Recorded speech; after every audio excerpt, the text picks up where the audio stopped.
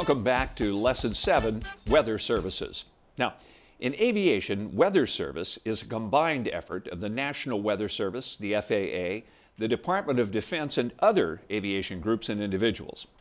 With the internet, you now have access to worldwide weather services as well as local and regional reports.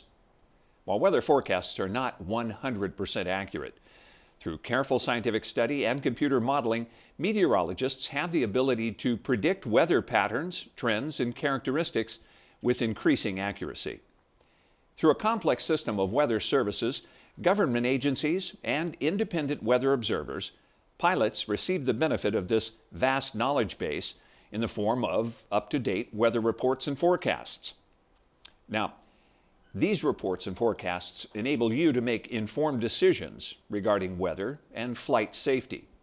Tom, in your book, Flying America's Weather, you write, pilots want a 1-800-CAN-I-MAKE-IT telephone number that they can call for an unequivocal answer to the weather's influence on the flight at hand. But I think we all agree that the only constant about weather is that it changes. Yeah, a 1-800-CAN-I-MAKE-IT, that's kind of an oversimplification, but not much. I think people are a little bit intimidated by learning about the weather. They think of it as another block to check along their way to getting their private pilot certificate. But the fact is, it causes the most fatalities, and people are a little intimidated by the weather, so they want someone to sort of act as their alter ego and say, yes, you can go, it'll be safe. But we all know that it is a lot more complicated than that. It's meteorology is a science. You've got to say it's an imperfect science, but a science nonetheless. There's a lot to know about the weather. The only way to really stay abreast of it is to make it a part of your life and to be checking it every day and to become familiar with it. So I would say that.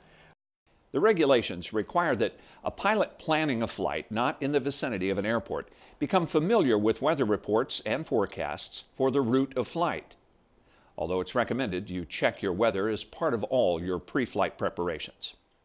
Now, in this lesson, we will discuss weather briefings, METARs, TAF, PIREPs, area forecasts, winds aloft, weather depiction charts, radar summary charts, significant weather charts, in-flight weather advisories, and EFAS. Okay, let's join Dave Selesky once again in the classroom for weather services. Weather briefings. Prior to every flight, you should gather all information vital to the nature of the flight. It's important to know if the weather conditions are suitable for your type and route of flight. Now, a weather briefing is needed to calculate and to ensure a safe flight and to complete a flight plan. Begin by simply looking out the window.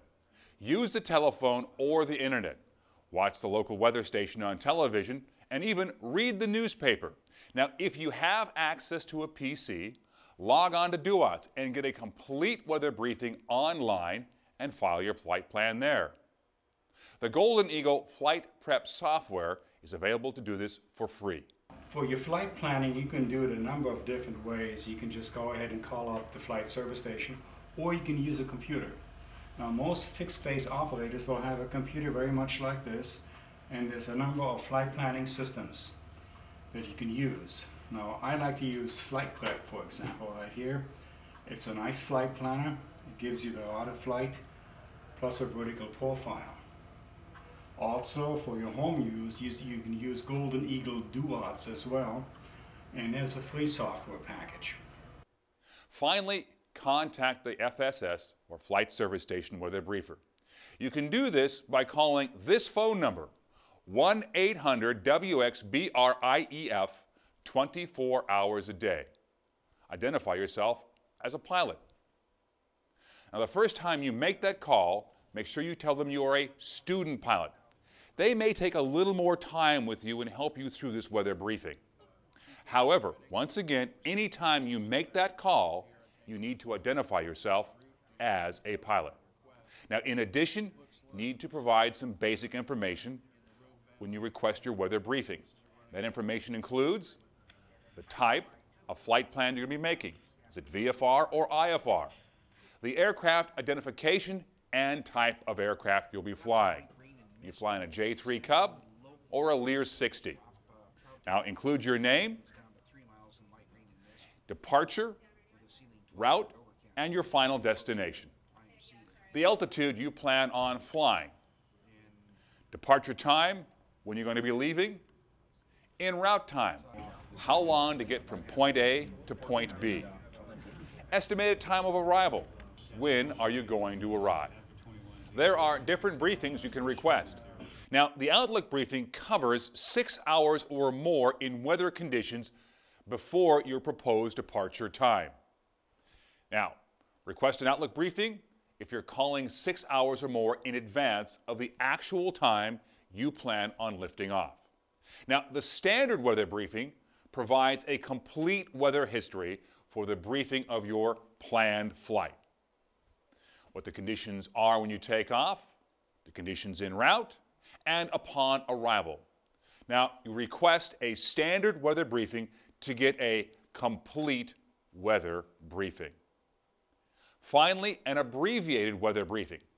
This briefing is used primarily to update a previous briefing, either the Outlook or the Standard, to supplement or to add to information you already have. Perhaps get new winds aloft, information or temperature information for your route of flight and for your arrival. Request an abbreviated briefing to supplement mass disseminated data or only when 1 or 2 items are needed. Now, here are the definitions of weather conditions you will encounter with weather reports and with charts. Visual flight rules, or VFR, means ceilings greater than 3,000 feet and visibilities greater than 5 miles. Next, marginal VFR. Now, this is when a ceiling is between 1,000 and 3,000 feet and visibilities are anywhere from about 3 to 5 miles.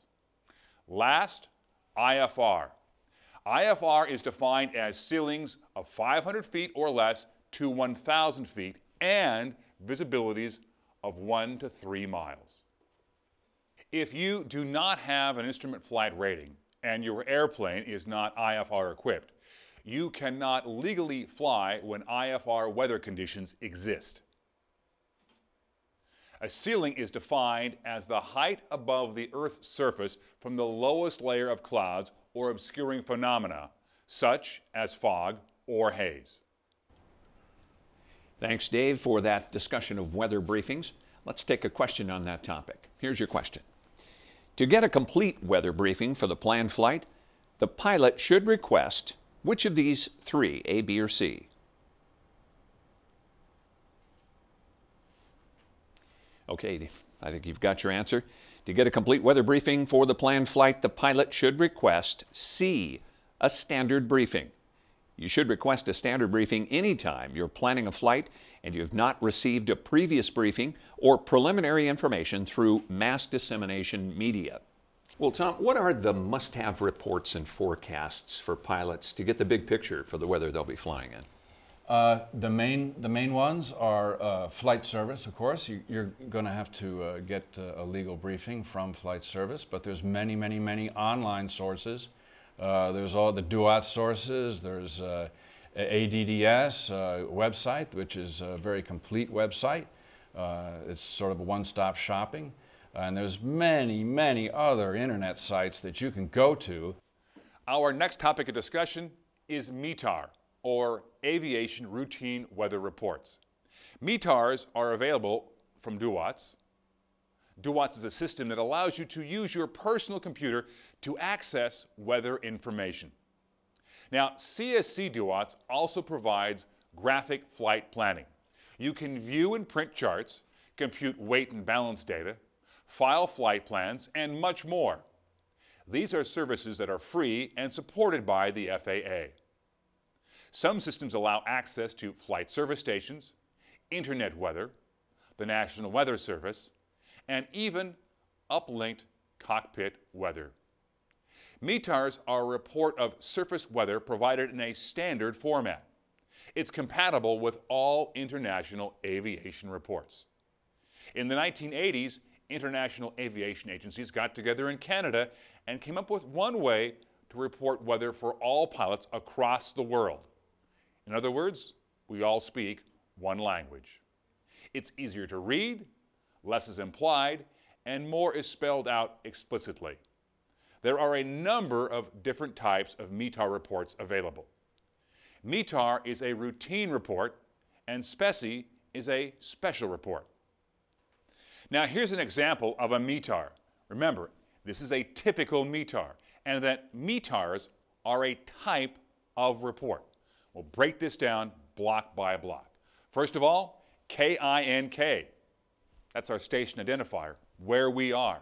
Next block, the time of the report. Down here, our wind information, followed by prevailing visibility. Next block, runway visual range. Next, our weather conditions. This block down here, temperature and dew point information. Next, we have our altimeter setting. And down here, these two blocks are remarks. Right now, let's break this down bit by bit and show you how to translate a METAR. First of all, we'll start out with KINK. Where is this? It is Winkler County, Texas. We know this is also part of the lower continuous 48 states. The reason for that is it has a K in it. Continuous 48 states. If it was in Alaska, it would start out with a PA. If it was in Hawaii, it would have a PH. Next up, our timestamp, 121845Z. In this case, it is 1845 Zulu on the 12th day of the month. Our next information is wind information, 11012G18KT. This translates into winds 110 degrees at 12 knots with gusts to 18 knots. More information on winds? How about this? 090V160. This means the winds are variable between 090 degrees and 160 degrees. How about some more information on wind? VRB. This means that the winds are variable at 4 knots. If we have calm conditions, simply 0000 KT, calm conditions. Visibility. In this case, 15 SM means our visibility is 15 statute miles. Now, here's a term you may not have heard before, runway visual range. In this case, R32L/1200FT. Runway 32 left, our visual range down that runway is 1,200 feet. Now, here are some more examples of runway visual range. In this case, we have runway 06L/2000V 4,000 feet. In this case, we've modified it. We're now looking at runway 06 left, and our V indicates we have a variable distance between 2,000 to 4,000 feet. Now, more on runway visual range. If we see runway visual range with an M, it means less than. A P means greater than. Here are a couple of examples for you. Visual range, runway visual range. In this case, we have runway 06 left, M 600 feet. So, we're landing on or taking off from runway 06 left, and because of the M, we have a visual range down that runway of less than 600 feet. The M is our modifier. Now, for sky conditions, let's take a look at this. SKC, sky condition clear. SKT indicates that we have scattered clouds. In this case, 045 indicates scattered clouds at 4,500 feet. We'll move along here. OVC 045. Our sky condition is now overcast at 4,500 feet. Here's some more modifiers for sky conditions. If you see this, TCU, towering cumulus clouds. CB indicates cumulonimbus clouds. And a note here, the only types of clouds are these two identified in a METAR or a TAF. For example, here you see an OVC, overcast, 010CB. In this case, skies are overcast, ceilings are 1,000 feet, consisting of cumulonimbus clouds. Another example for you. If you see a sky condition looks like this, BKN 045 TCU. This indicates we have a sky condition broken, consisting of towering cumulus clouds at 4,500 feet. We'll move on here, show you what else is going on. Now, if you see a METAR with this in it, a VV, and in this case, VV008, this indicates that our sky condition has an indefinite ceiling with a vertical visibility indefinite at 800 feet. Here's another example of the VV. If you see VV with slashes behind it, sky condition in this case is indefinite and the vertical visibility is also undetermined. Here's the temperature and dew point. In this case, we have 2517. 2517, our temperature here is 25 degrees Celsius, and the dew point is 17 degrees Celsius.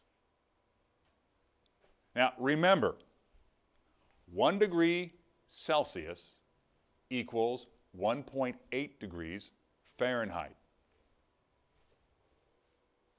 When you see something like this, in this case 10, M06, this translates into 10 degrees Celsius with a dew point now of -6. Remember, the M means minus. Here's another example. Under remarks, we have under remarks TO 1760158.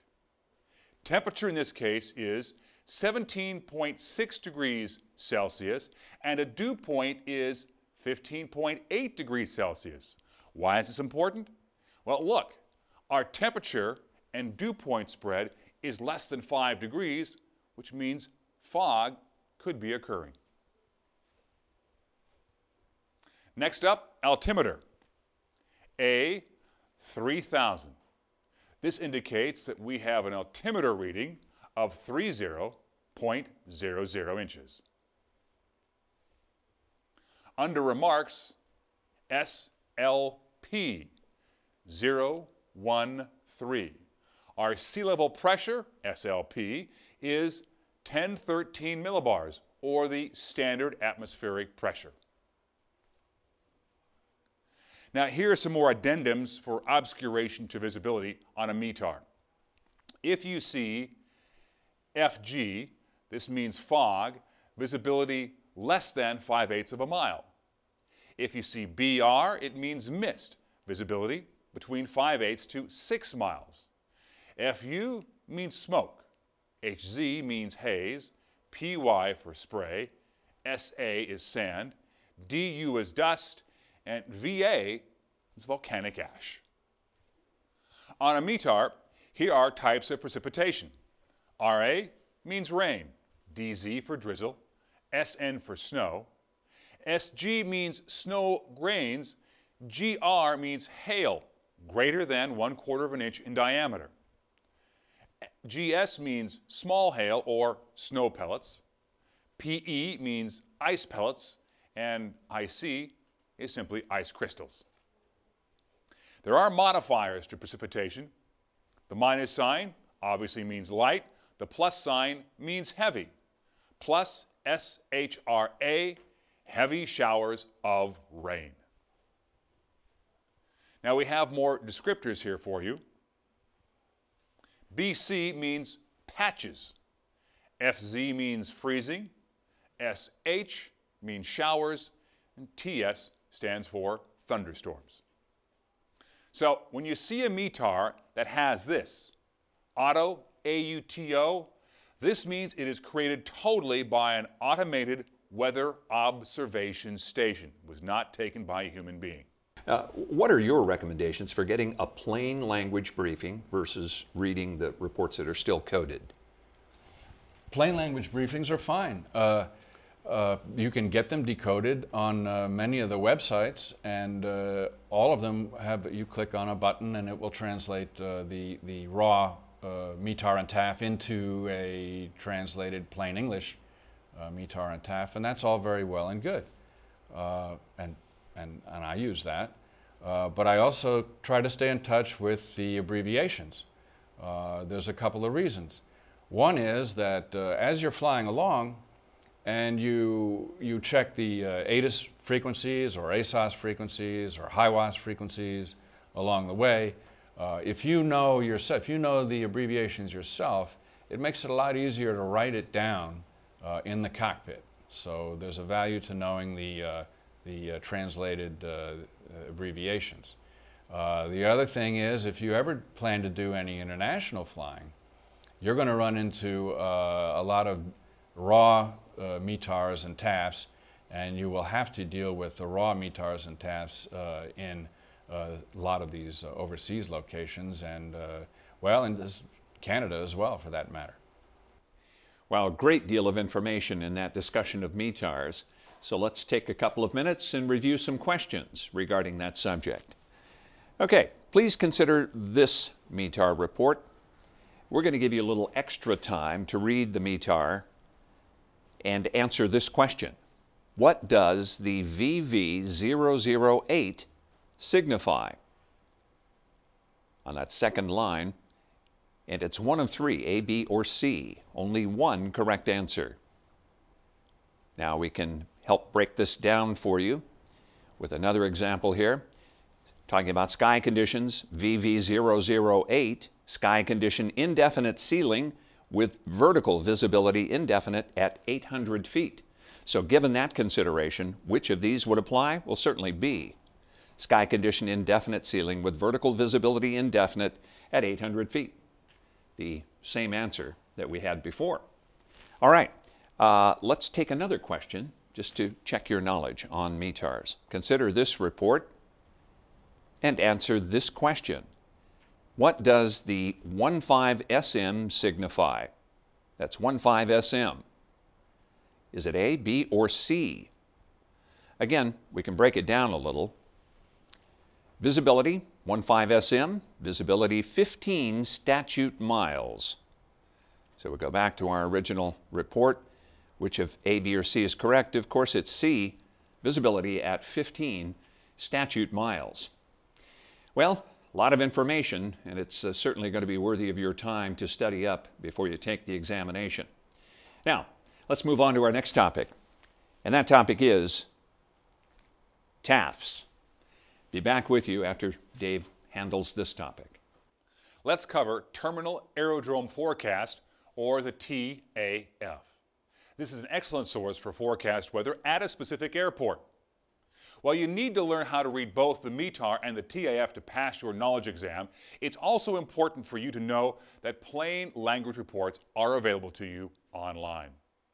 TAFs are valid for a 24-hour period of time, scheduled 4 times a day: 000 Zulu, at 0600 Zulu, 1200 Zulu, and finally at 1800 Zulu time.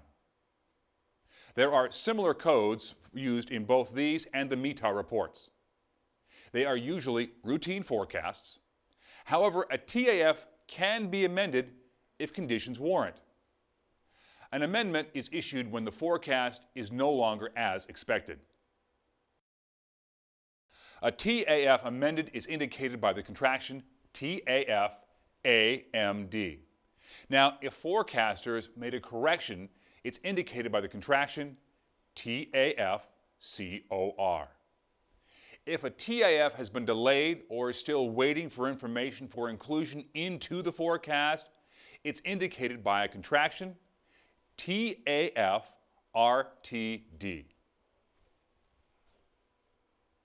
Now, I know this looks very complicated, this graphic, but TAFs are issued in the following format, and we'll break it down right now. Type of report, a TAF. Next up, the station identifier, the issuance date, and the time. Followed by the valid period of the TAF right here. Next comes the forecast, that's this line right here. Finally, we have any temporary conditions that may exist during the valid period of the TAF. Here's the actual forecast, and we'll break it down block by block.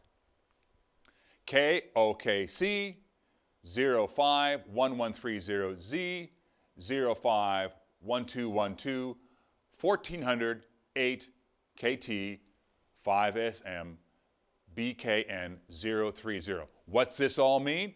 Take a look. Oklahoma City, the 5th day of the month at 11:30 Zulu, effective time 1200 Zulu on the 5th day of the month until 1200 Zulu the following day. The wind is from 140 degrees at 8 knots with visibility 5 statute miles and sky conditions broken at 3,000 feet. Next up is our forecast change group, and it's indicated right here. TMPO 1316 1 1/2 SMBR. What's that mean in plain English? Well, take a look. Temporary conditions from 1300 Zulu to 1600 Zulu, 1 1/2 statute miles in mist. More on the forecast change groups. From 1600, 16010 KT, 6SM, NSW, SKC. In plain English, this means from 1600 Zulu, the winds will be 160 at 10 knots, visibility greater than 6 statute miles, no significant weather, sky conditions clear. More in our forecast. BECMG 2224 213 G20 KT 4SM SHRA OVC 020. You should be getting the hang of this by now. Here's what it breaks down in plain English. Becoming from 2200 Zulu to 2400 Zulu, the winds will be 200 degrees at 13 knots, gusting to 20 knots. Visibility will be 4 statute miles with showers of rain and sky conditions overcast at 2,000 feet. Now here's some more forecast changes. PROB 40 0006 2SM TSRA OVC 008CB. This is an important one to know, and I'll show you why. Here's the plain English breakdown. Probability of 40% of condition between 0000 Zulu and 0600 Zulu. The visibility is 2 statute miles in thunderstorms and rain. Sky conditions are overcast with cumulonimbus bases at 800 feet. More on the forecast change group. Lastly, BECMG 0608 210 15 KT P6SM NSW SCT 040. What's this mean? You should know it by now. Becoming from 0600 Zulu to 0800 Zulu time, winds will be 210 degrees at 15 knots. Visibility greater than 6 statute miles, no significant weather, sky conditions scattered at 4,000 feet. So let's review are TAF time periods. First of all, we started out with TEMPO 1316. We knew that something was going to occur under temporary conditions from 1300 Zulu to 1600 Zulu. After that, from 1600 Zulu time, something else was going to happen. And that would be becoming BECMG 2224, becoming from 2200 Zulu time through to 2400 Zulu time. Probability, or PROB 400006. The probability was 40% of something to occur from 0006 Zulu. BECMG 0608. Whatever that probability was of 40%, it was going to become something else at 0600 Zulu up until 0800 Zulu. Welcome back. Let's take a couple of questions on TAFs, okay? Now, this question is going to require a little bit of decoding of dates and that sort of thing on your part, rather. The question is, what is the valid period for the TAF for KMEM? The valid period. And we can help you out a little bit. It's either A, B, or C, but when we take a look at a real TAF report, we're going to look at that period, and you need to kind of decode that. At 12/18/18. So what is the valid period for the TAF for KMEM? It's A. The reason, by explanation, the valid period is the 4-digit group of the forecast in UTC, usually a 24-hour period. This figure uses a 6-digit group and includes the date. The valid period for KMEM is a 24-hour period from the 12th of the month, 1800 Zulu to 1800 Zulu, the following day. That makes sense? Hope it does. All right, let's take another question.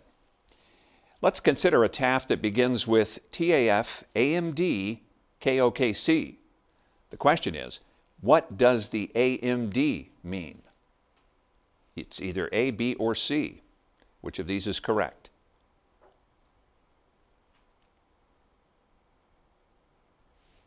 Have your answer? Let's take a look. AMD means that the TAF has been amended. The forecast has been changed slightly. Okay, hope you've got that information down. Let's take a look at another new topic, this one. PIREPs. Back to Dave Selesky. Let's talk about pilot reports, also called PIREPs. A PIREP is a report given while in flight by a pilot, and they provide real-time weather information. You are always encouraged to give PIREPs as they are very useful for weather briefers to aid fellow pilots who might be flying along your very same route. Flight watch and November 96 Golf Romeo, standby one. Roger, 96 Golf Romeo here. I can give you a pilot report if you like. November 96 Golf Romeo, roger, go ahead and pilot report. Okay, it's 96 Golf Romeo. We are climbing through 2,500 feet here, and all quadrants look clear. There's some thin cirrus above us. Outside air temperature is plus 15 degrees, and ride is smooth, and we are B36TC Bonanza, 9 Golf Romeo. November 9 Golf Romeo, roger, and what is your present position? Present position is we're currently 15 miles north of Salem. November 6 Golf Romeo, roger, copy the report. And we do have an airmet for some occasional IFR conditions south of your present position. And the Salem altimeter standby. Now here is what a typical pilot report or PIREP looks like. UV indicates that this is a routine report right here, followed by OV. In this case, location and distance out from a nav aid or radial. Next is TM, time, universal coordinated time, followed by PPL. This is our altitude flight level for icing and for turbulence condition reporting. TP is a type of aircraft. In this case, TP is a BE-90. We'll tell you what that is in a couple of seconds. SK, sky cover, cloud height, and the coverage of the clouds. WX is for weather, visibility, cloud cover, etc. TA is temperature, degrees Celsius, obviously needed for icing reports. WV is for wind and velocity, in this case speed. TB, turbulence, intensity of turbulence, and where you're reporting it. IC, icing, intensity, and again, type of icing. Now let's break this down. Here we go. Location of our PIREP is OKC, right here, Oklahoma City. The time of the PIREP, 1800 Universal Coordinated Time. Our flight level is 120, right here, or 12,000 feet. The type of aircraft is a Beech King Air, that's right here, the BE-90. Temperature, degrees Celsius, 7 degrees below zero. Our wind is 080 degrees at 21 knots, and reporting turbulence light between 5,000 and 7,200 feet. That's reported right here. Now, we have icing as well, reported to be light to moderate rime icing. You see that right here, between 7,200 and 8,900 feet. That is your typical PIREP report. Now, can you offer any tips for both submitting and obtaining PIREPs?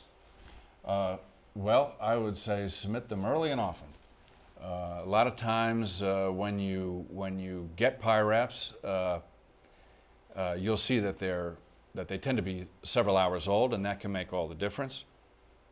A lot of times there's just a lack of PIREPs, and they're very important to have PIREPs. It's very important to have PIREPs in the system so that the meteorologists can alter their forecasts and analyses based on the latest information about conditions aloft, be it temperature, dew point, wind velocity, clouds, whatever. Even if very good VFR conditions obtain. It's not just for when you're on instrument flying. So they do have a value. The meteorologists do look at PIREPs as backup information. So as far as submitting them, I would make them as complete as possible, and I would submit them on good days, good flying weather days, as well as flying days that maybe aren't so ideal. And then they can use this to tweak their information that they put out later on in AirMets, SIGMETs, TAFs, and so forth. Welcome back to the studio. We don't have a question for you on PIREPs, but the FAA may, so please do study that topic. Let's move on to our next topic. This one. Area forecasts with Dave Selesky.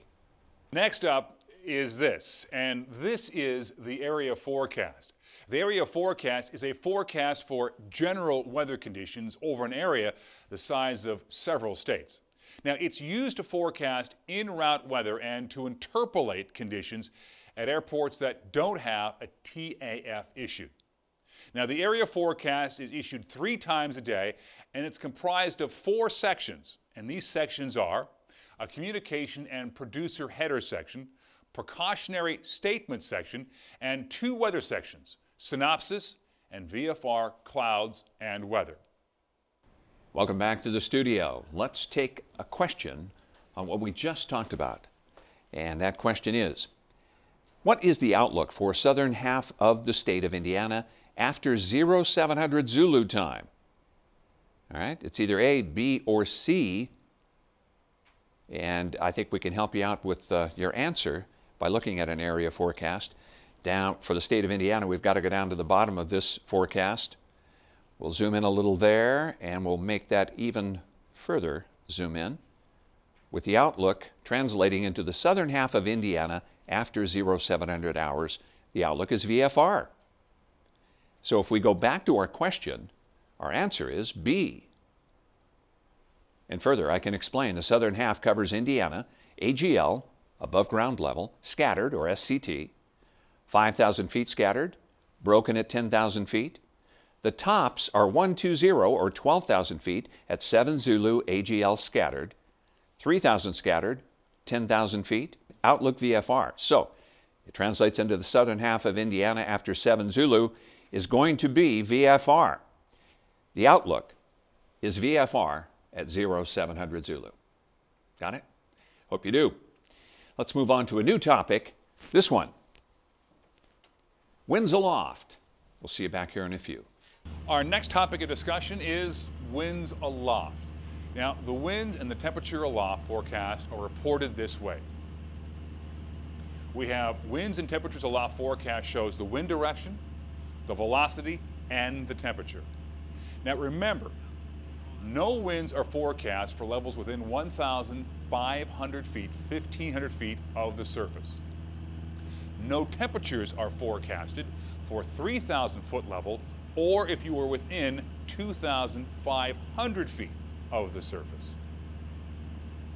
The wind direction is shown in tens of degrees with reference to true north, and the velocity is always shown in knots.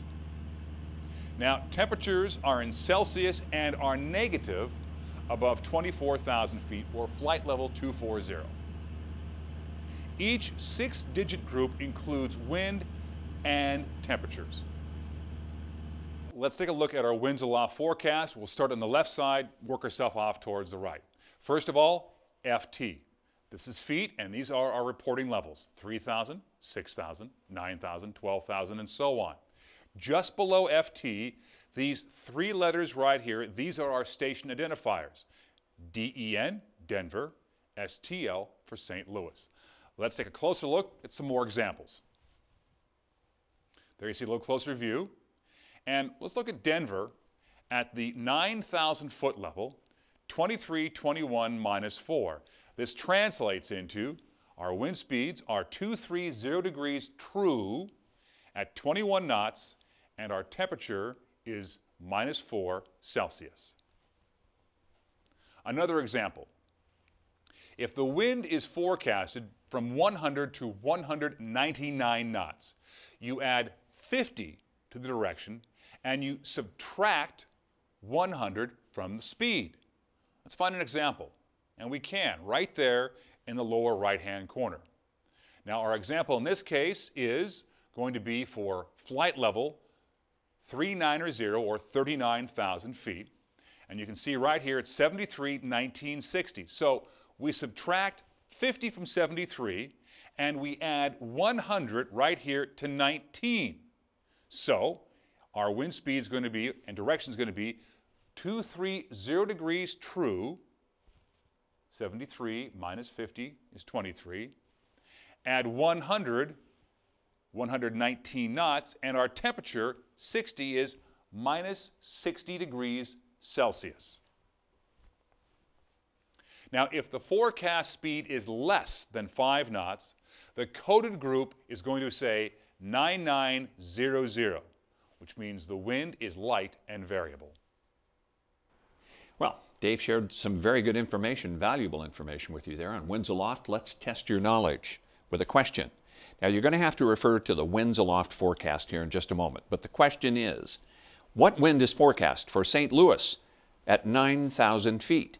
A, B, or C? And again, your winds aloft forecast will help you out here. Let's take a look. Where's St. Louis? Down on the bottom there.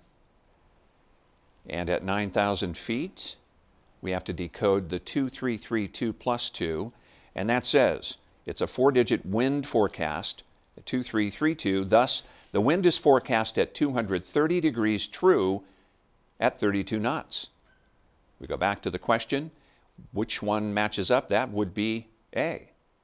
2332 decodes to 230 degrees true at 32 knots.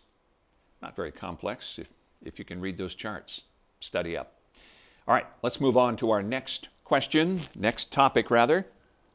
And that topic is weather depiction charts. Next is our weather depiction chart, and this is what it looks like right here. Now, it's a snapshot showing weather across the entire country at one given moment in time. The chart is computer prepared from METAR reports. It provides a very broad overview of observed flying conditions. You can determine general weather conditions more readily from this chart than from any other source.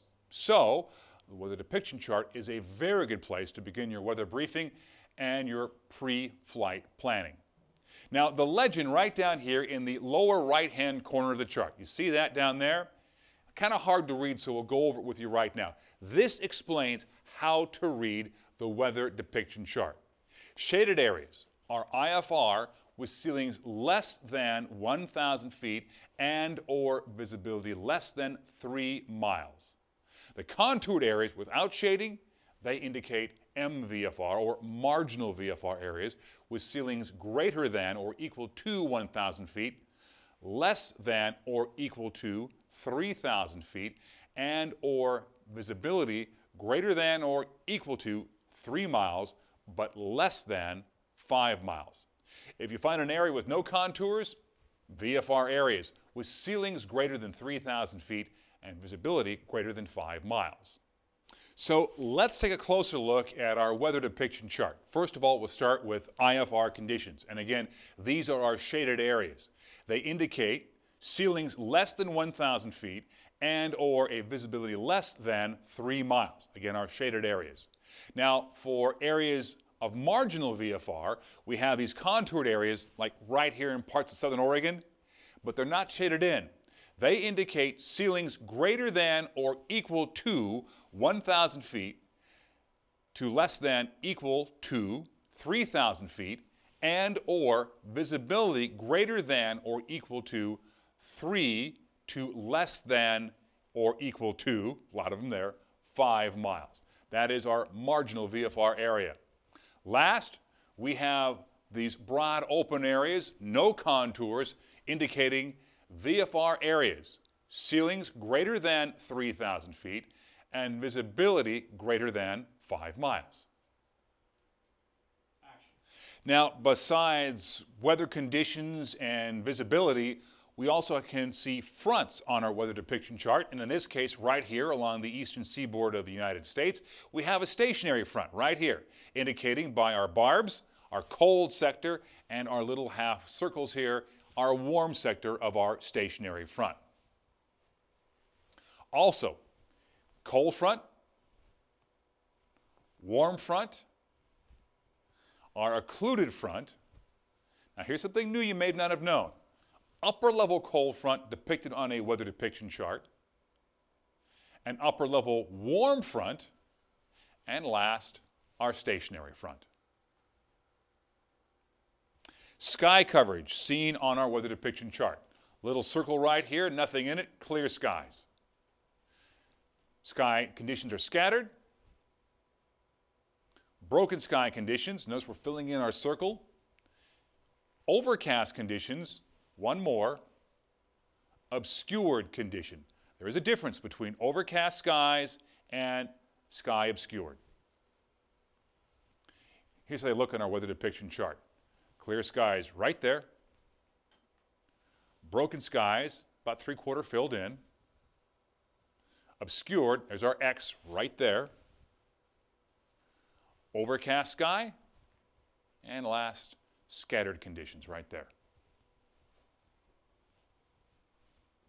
Now, precipitation and clouds and other phenomena are also on the weather depiction chart. Showers are shown with a little upside down triangle right there.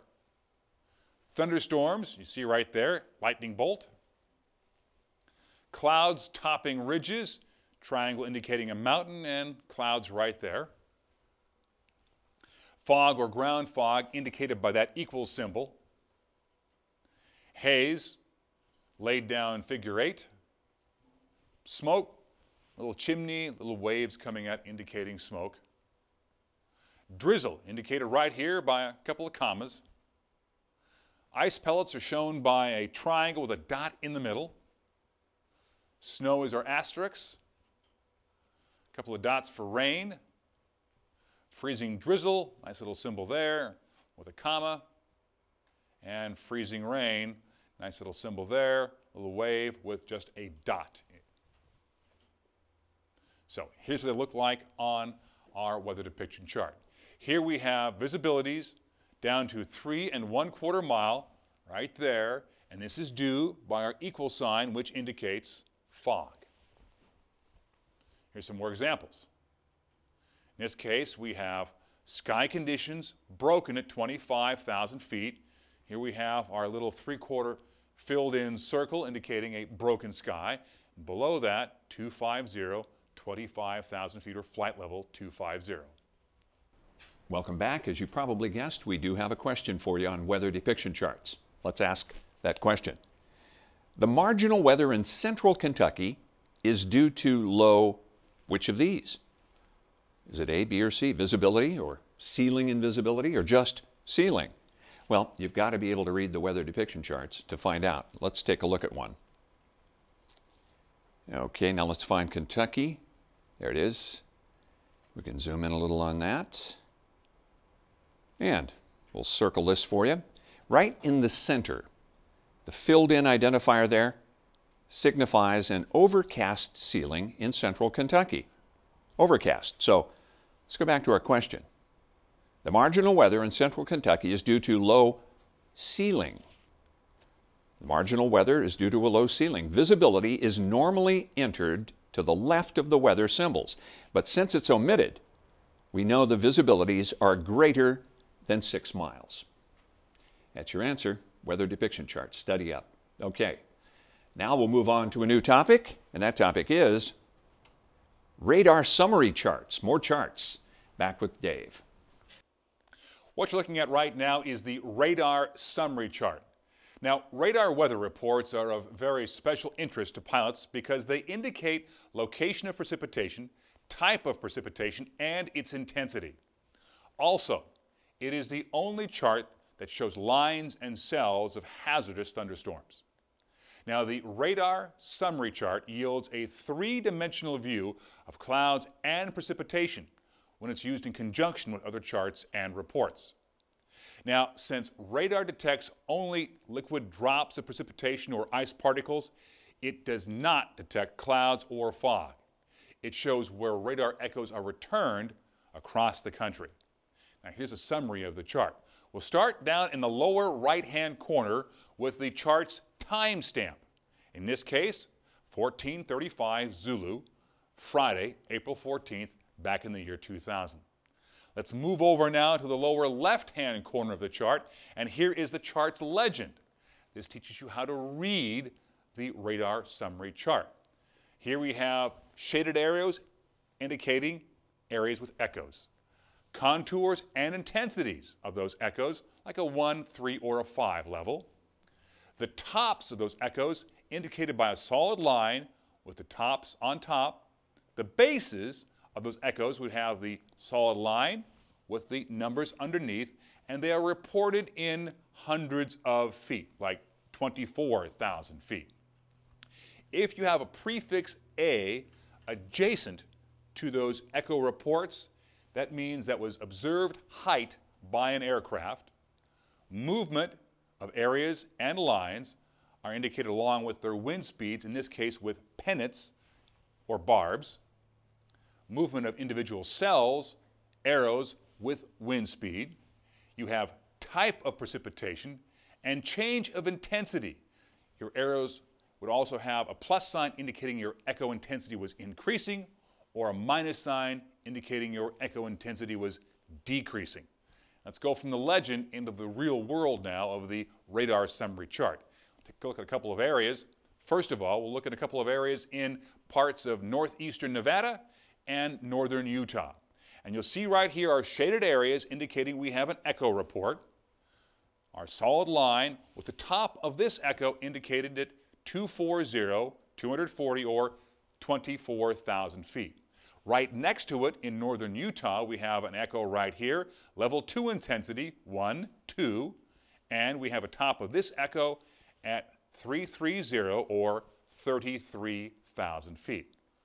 Look at some more reports. Let's go down into parts of northern Florida. You can see right here a broad area of thunderstorm activity and rain shower activity. You'll notice 1, 2, 3 levels of activity in here.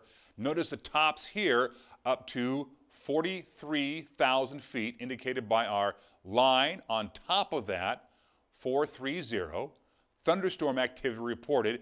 And then here you see our little arrow right here with the bar indicating that this cell is moving to the east-northeast at about 9 knots.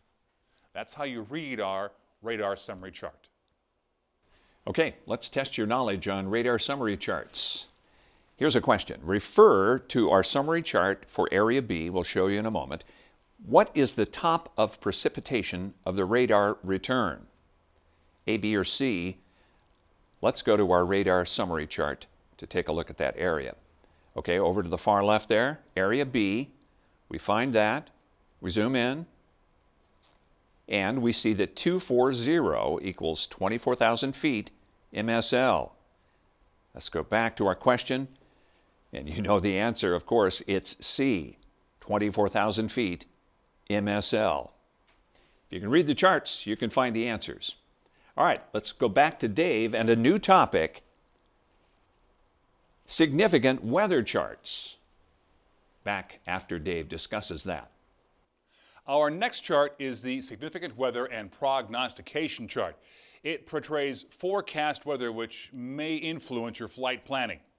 Now, it includes information on areas to avoid and or altitudes of freezing level and precipitation.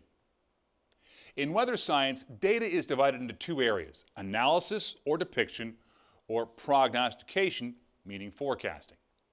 Now, prognostication is simply forecasting, but for a lot of people it also means guessing what's going to happen in the weather in a certain period of time in the future.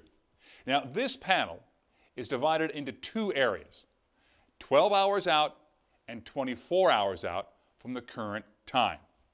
The top of the chart, right here, indicates ceilings and visibilities, and the bottom part of the chart indicates surface weather conditions. Now let's look right now at the key to the prognostication chart and figure out how to read it. You can see right here when you have a solid line like this, it means ceilings are less than 1,000 feet and or visibilities less than 3 miles. This scalloped area indicates ceilings from 1,000 to 3,000 feet inclusive and or visibility 3 to 5 miles inclusive. This dashed line, like this, indicates areas of moderate or greater turbulence. And our little wave right here, freezing level at the surface. And our dash line right there is freezing level, mean sea level, or MSL. So here's our 4-panel chart again. And if we move in closer and look at the 12-hour panel, it shows ceilings and visibilities. And notice here a scalloped line right here indicating some type of ceiling.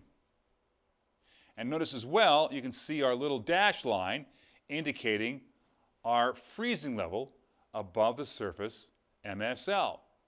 Next, let's go to the 24-hour mark. And at 24 hours out from the current time, you can see here's our key down here, right there, indicating out. You can see there's some pretty serious visibility issues going on right up here in the Pacific Northwest and also throughout much of the southeastern corner of the country. Now, on our prognostic chart, 12 hours out, here's our surface panel. A good cold front right now indicated here in portions of the upper Midwest. There's an area of low pressure right here over portions of what looks to be northeastern Colorado, and a trough line right through here moving throughout most of the Midwest. A little bit of shower activity going on as well. We have some rain showers up here in parts of the Pacific Northwest, indicated by these two periods in portions of western Oregon. And there are even some showers that are popping up down here around the Sacramento area and right down into the portions of the San Joaquin Valley, and pretty darn good VFR, as you can see, throughout most of Texas. And there are some obscurations to visibility and some precipitation as well down in portions of the southeast. Now, if we move out from 12 to 24 hours, you can see the rain in parts of the Pacific Northwest is beginning to come to an end. And you can see it's shifting onto the east side of the Cascades, indicated over here.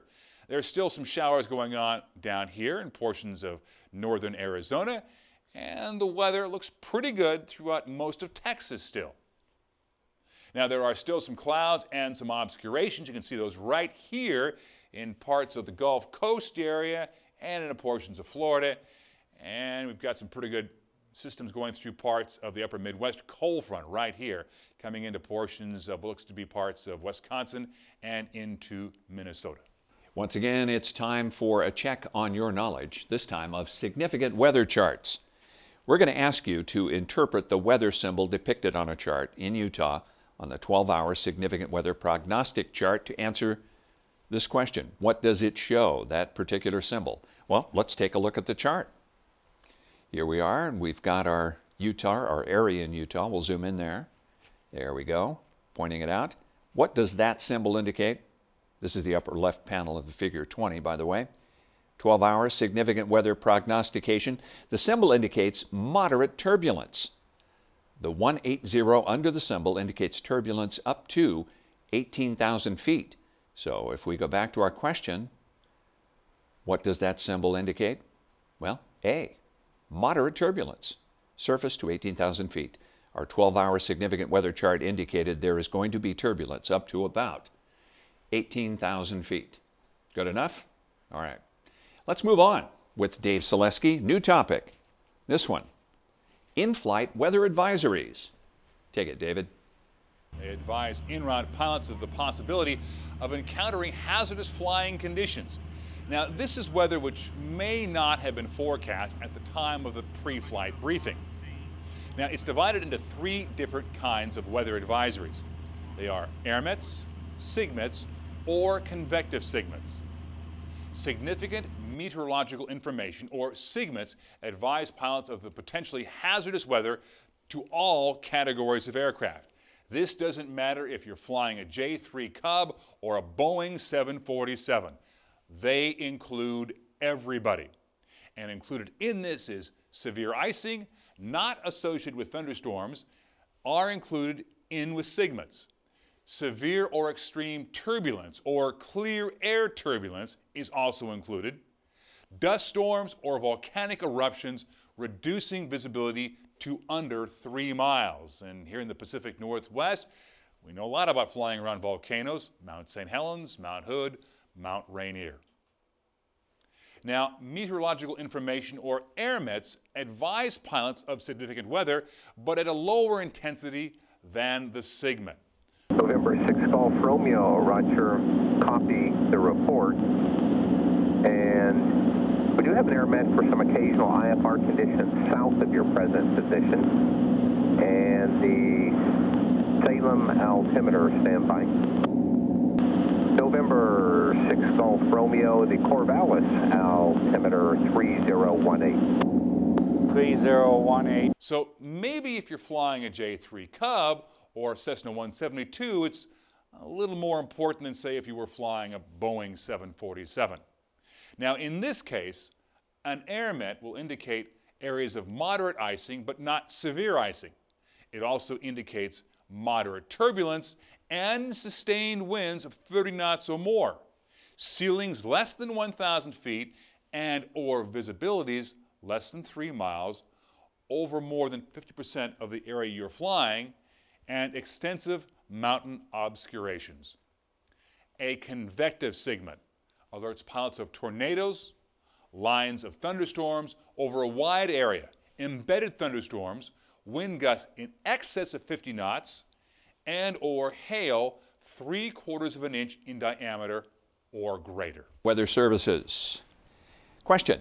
Sigmets are issued as a warning of weather conditions hazardous to which of these aircraft? A, B, or C? Sigmets, warning of weather conditions hazardous to which of these? Looks pretty straightforward. Your answer is C, all aircraft. Sigmet advises of weather potentially hazardous to all aircraft. Remember that one. Okay, let's go to our final topic, and Dave Selesky. This topic, EFAS, is part of Dave's presentation on in-flight weather advisories. Finally, there are weather briefings you can obtain while you're airborne. First, we'll discuss the transcribed weather broadcast, or TWEB. Now, a tweeb is a transcribed weather broadcast transmitted continually over certain VOR and NDB frequencies. To find out which ones, you check your sectional chart. Now, the letter T will appear in the blue nav aid box indicating it has tweeb capabilities. Usually the broadcast includes some kind of route information if you're on a flight, say, from Portland to Seattle or from San Francisco up to Sacramento. Now, they will usually broadcast tweeb information for what's considered to be general routes of flight, and these are prepared by the National Weather Service. In-flight weather advisories includes winds aloft, NOTAMs, notices to airmen, and of course other special notices that are important to pilots. Another service is called Hazardous In-Flight Weather Advisories, or HIWAS. It's available to pilots on select nav aid frequencies. Now, you can find these listed on your aeronautical charts by the letter H in that blue nav aid box. Now, the HIWAS transmits information on SIGMETs, AIRMETs, and convective SIGMETs. Another source for in-flight weather advisories is a service known as En Route Flight Advisory Service, which is called simply FlightWatch. You can dial in FlightWatch on your aircraft radio at 122.0 when flying between 5,000 and 18,000 feet AGL. FlightWatch provides weather advisories pertinent to your route of flight, altitude, and the type of aircraft you're flying. This concludes the weather lessons you need as a pilot to ace your FAA knowledge test. Remember though, a good pilot is always learning. As you gain experience, you'll discover even more weather sources and wisdom that you as a pilot will be able to put to good use. I'm Dave Selesky. It's been a pleasure. Blue skies to you, and keep the greasy side down. What in-flight weather advisories do you use most? I use ATIS. What I like to do is, as I'm flying along, I'll tune in the ATIS frequencies at airports that I fly over. Salem Airport, information Bravo, 1956 Zulu. Wind variable at 4, visibility 10, sky clear, 2000. Temperature 7, dew point 3, altimeter 3021. Visual approaches in use, landing and departing runways 31 and 34. Birds on and in the vicinity of the airport, including large flocks of geese. Hazardous weather information for the Salem area available on FlightWatch or flight service frequencies. On initial contact, advise you have received information Bravo. I'll also listen to, or ASOS, whatever's at the airport. I'll listen to HIWAS, and I'll call, of course, FlightWatch. And that's the best way to stay abreast of the situation. It's a good way to see if anything's changed. It's a good way to verify the information that you picked up in your pre-flight briefing. If you find that an airport that you've just flown over is reporting visibility or clouds that are denser or lower than what they'd predicted in the TAF, well, then you know that something's up. We covered a lot of information in lesson number 7, Weather Services. Our thanks once again to Dave Selesky. Upcoming when you're ready, lesson number 8, Aircraft Performance with Bruce Williams.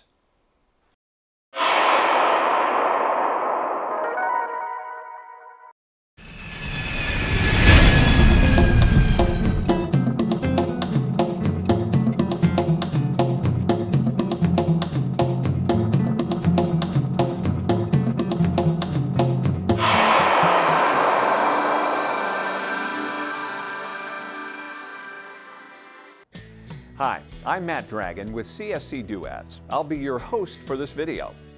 Thank you for selecting Golden Eagle Flight Prep as your computer flight planner. We at CSC Duets believe that with just a little practice, you'll find Golden Eagle Flight Prep an efficient and yes, even a fun way to do all your flight planning. As a pilot, you're probably more interested in flying your airplane than in digging through a manual to learn how to use your computer flight planning program. Golden Eagle Flight Prep is a replacement product for the very popular Cirrus Flight Planner. While Cirrus was considered advanced in its day, it lacks the features pilots demand today. That's where Golden Eagle Flight Prep comes in. We started with a clean slate. As a result, Golden Eagle Flight Prep delivers revolutionary performance not available anywhere else, all integrated into one easy-to-use application. This approach allowed us to create an easier-to-use and more modern graphical user interface. This new GUI provides instant online gateways and streamlines the flight planning process immensely. As a result, Golden Eagle Flight Prep delivers all the popular capability available from Cirrus, plus a whole lot more, including color VFR topographical charts.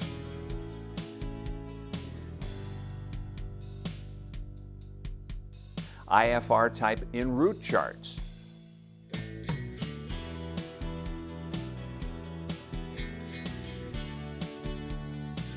Weather overlays.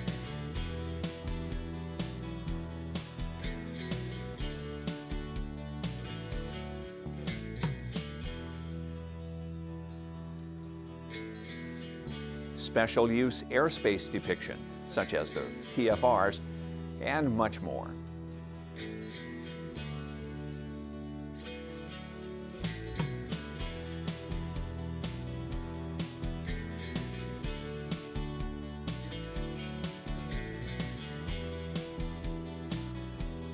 As a bonus, Golden Eagle Flight Prep contains an easy upgrade path to Flight Prep chart case, ideal for those wanting comprehensive flight planning features such as instrument procedures, WAC charts, sectional charts, low and high IFR en route charts, and such useful features as the expanded trip kit, which puts the entire flight plan together in one comprehensive package. Golden Eagle Flight Prep contains extensive help as part of the program.